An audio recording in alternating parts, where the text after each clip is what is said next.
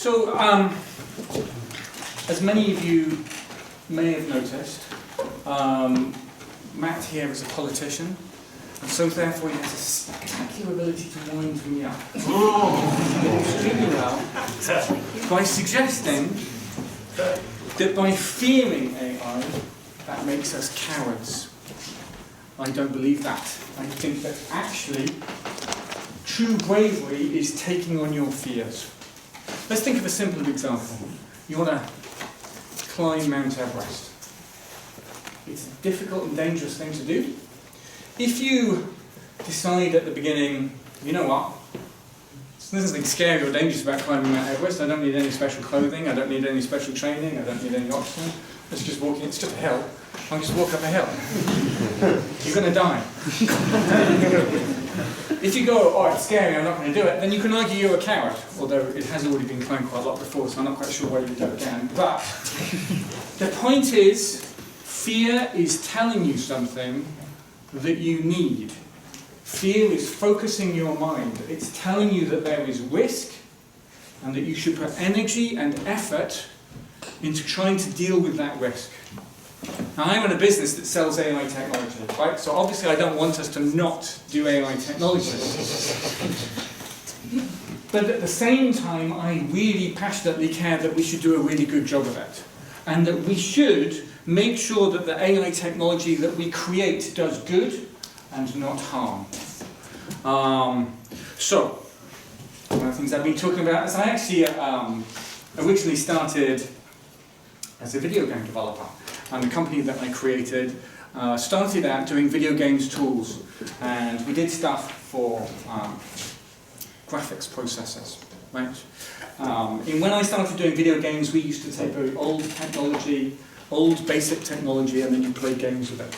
And over the course of about 20 years, it ended up that people were using more high-tech technology, more processing technology, to do all of the different spectacular shadows and explosions and animate people and facial expressions and all sorts of stuff in video games than they were doing for things like Word and PowerPoint, which is most of what I do today.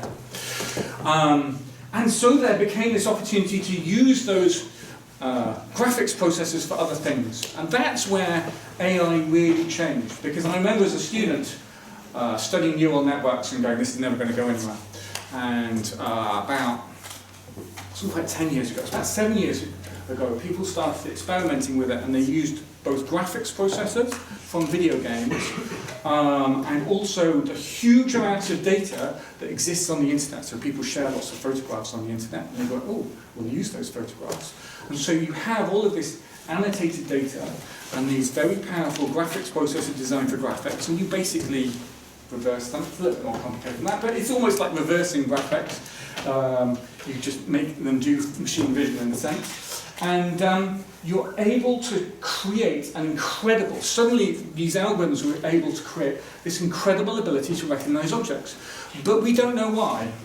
That's the honest truth. We don't know why the latest deep learning neural networks actually work. You can't explain it. There's a whole academic field trying to explain how they work. All we know is that statistically, they seem to do a pretty good job.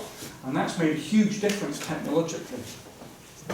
So, we used to do video games where we would actually crash cars, and now the same technology is being used to make cars safer. It's actually driving cars. Now, if you actually look at the statistics, I mean, I always used to say that cars kill more people than anyone else in society, because that's what I was taught when I was a child, and actually it's not true anymore. And I was going to give you a statistic, actually, about how many miles an average British driver drives before there's a fatal accident. And I was going to say it's 10 million miles, and actually over the last few years it's halved. No, it's doubled, it's the other way around. It's now, it's 20 million miles. So human drivers are actually getting safer, partly because of a whole load of technologies in cars, partly because of the way we train people.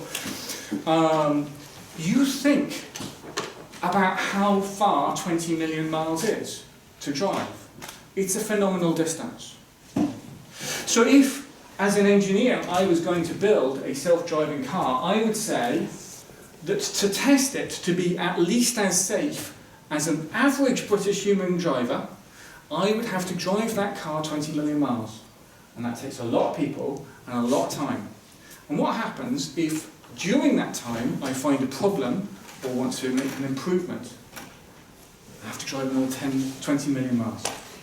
And an average driver includes drunk drivers, people who really shouldn't be behind the wheel of a car. So we actually need to drive even more than that in order to make the car safer. But there are companies out there, maybe I won't name them, but there are companies out there that claim that their cars are mostly self-driving. And there have been cases where people have gone, you know what, this car seems to drive itself quite well. I don't think I'm going to bother paying attention anymore. I think I'm going to start playing a video game instead of driving. I'm going to start fiddling around with my phone or watching a film. And how long does it take you, do you think, before you, as an individual human, start going, actually this seems to work? And the truth is, for most people, it's not very long.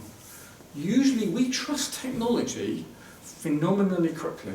It's not 20 million miles, which is more than any of us are likely to drive in our lifetime. And so, it is right that we fear this technology. It's right that we question it. Because if we don't question, is this technology safe, it will be dangerous. The whole processes that you have to go through to ask, is this technology safe, are all about feeling. They're all about asking the question, what happens if this goes wrong? What happens if this goes wrong? That's what we have to do building this technology. We have to ask all of these questions. What happens in this situation? What happens in this situation? What happens in this situation?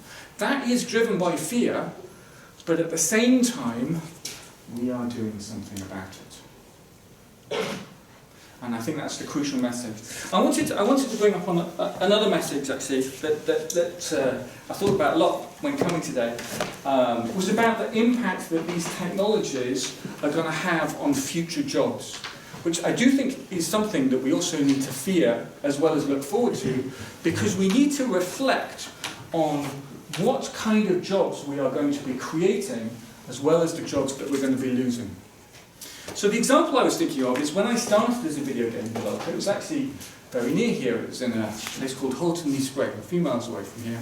It was an old coal mining town that lost its coal mine. A good example of jobs that are gone. And there were about 2 of us designing a video game. It was a tiny team that we would design a video game, and the company would have its own warehouse, because the video games went on cassettes. And we'd actually send these video games off to high street shops. So you'd have people selling them, you'd have people distributing them, and we'd have to actually manufacture the cassettes. And there were a very small number of us actually designing the video games. Today I live in Edinburgh, where we have Rockstar North, that's the big video game developer. They're huge. They've actually taken over. It's incredible for video game developers that do video games that are all about breaking the law and stuff. You know, I'm actually right next to the Scottish Parliament in the old Scotsman newspaper office. Yet another example of an industry which has lost a lot of jobs. And they have a huge number of people there. And in fact, they can't fit all of the people there. So they have offices all around the world to design just basically one game at a time. So the number of people that are involved in designing those video games is huge. Think about how many people are involved in manufacturing those video games. It's all digital. There's no shops. You just buy it online and you download it. And that, I think, is fundamentally the change that's happening in our economy today. Is that we are having more and more people who are focusing on designing new technology, and we are having fewer and fewer people that are involved in building that technology. And that is a big social change that we should be thinking about. It's been going on for a very long time. It's just a continuation of the social change that's been happening. But I do think it's becoming very extreme. There are huge numbers of people. You should go to Silicon Valley, but also in other places around the world. Cambridge in England has huge numbers of people involved in technology. And they're designing technology, they're not manufacturing anything. And that change is something we've really got to think about in our education system and in our political system. I've maybe changed the subject a little bit, but thank you very much.